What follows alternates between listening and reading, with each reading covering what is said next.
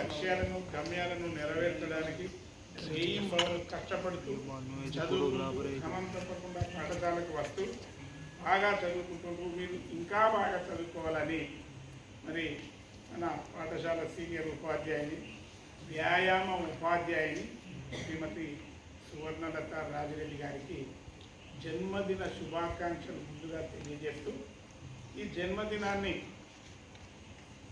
ఈ హాస్టల్లోనే మేడం ఇక్కడనే చదువుకున్నది, మరి ఇక్కడనే చదువు చెప్తుంది, ఇక్కడనే పుట్టింది, ఇక్కడనే పెరిగింది, ఇక్కడనే చదువుకుంది, ఇక్కడనే ఉద్యోగం చేస్తుంది. మరి ఆమె యొక్క ఈ పుట్టినరోజును మీ ముందు జరుపుకుంటే చాలా ఆనందంగా ఉంటుంది.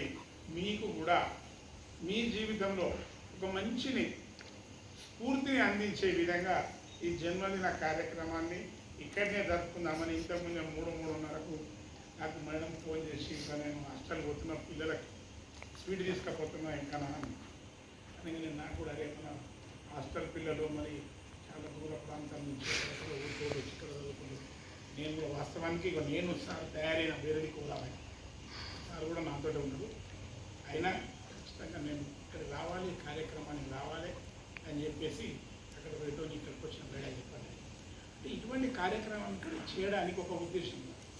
ఎందుకంటే ఈ హాస్టళ్ళల్లో ఉండే పిల్లలు ఇలా అప్పుడప్పుడు ఒక సమయం సందర్భం నేను సాయంత్రం వేళ కావచ్చు, ఉదయం పూట కావచ్చు, ఈ బయటకు వెళ్ళడము, కొన్ని అసాంఘిక కార్యకలాపాలు అంటే తప్పుడు పనులు, లేకపోతే పాఠశాలకు రాకుండా ఉండడం, ఇక జ్వరం రాకుండా వచ్చే రూములనే ఉండడం, ఇవన్నీ మేము చూస్తూనే ఉన్నాం.